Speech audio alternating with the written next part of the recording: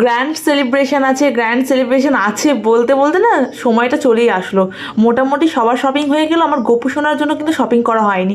আর এবছর জন্মাষ্টমীটা যেহেতু ওইভাবে সেলিব্রেশন হয়নি, তাই এই গ্র্যান্ড সেলিব্রেশনে তো গোপুকে রাজকীয় বেশি সাজাতেই হয়। আর আজকে আমরা দোকান খুঁজে খুঁজে বার করেছি, একটা সেই লেভেলের দোকান পার করেছি যেখানে কিনা গোপুর হেন জিনিস নিয়ে পাওয়া যায় না, জামা থেকে শুরু করে আতর, পারফিউম।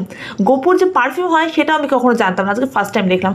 জামার যে এত রকমারি অপশান ছিল, গর্জিয়াস থেকে শুরু করে সোভার সমস্ত রকম কালেকশন, যেমন রেগুলার বেসিসে তোমার হাকোবা ড্রেস রয়েছে, তার সাথে রয়েছে তসরের জামা।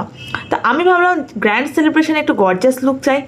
এই যে জামাগুলো দেখছো সেগুলো আজকেই জাস্ট ঢুকেছে, তাই এই দোকানদার কাকুরা দামটাও জানতো না, জাস্ট সবে মাত্র স্টকে এসছে।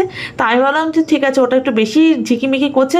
আর প্রত্যেক দিন না এত ঝিকিমিকি ড্রেস গোপুকে পরিয়ে রাখা যায় না, কারণ গোপুরও তো গরম লাগে বলো। তাই আমি এই ড্রেসগুলো নিয়ে নিই, কিন্তু দেখতে ভালো লাগছে। এটা হয়তো তোমার পুজোর সময় পরালে ভালো লাগবে। আর দুর্গা পুজোরও শপিং একেবারে আজকে ভাবছি করে নেব। আমি বললাম না কালেকশানে কিছু কম নেই, যেমন কালেকশান তেমন দামটাও কিন্তু বেশি। তো আমি এখান থেকে একটা জামা নিয়ে নিয়েছি, বেশ কয়েকটা জামা নিয়েছি। এবার প্রত্যেকটা জামার সাথে ম্যাচ করে পাগড়ি নেব। দেখো তো এই পাগড়িটা কেমন লাগছে, এত সুন্দর পাগড়িগুলো মাথায় সেট হয়েছে, বেশ বড় খোলামেলা আছে। আসলে সাইজ অনুযায়ী না ডিজাইন ঠিকঠাক পাওয়া যায় না। আর এখানে গলার হারে কত রকম অপশান, গলা চাপা চিক থেকে শুরু করে লং নেকলেস, সীতাহার, প্রচুর প্রচুর ভ্যারাইটিস। যত বলবো ততই কম হবে, একটা ভিডিওই কম পড়ে আছে।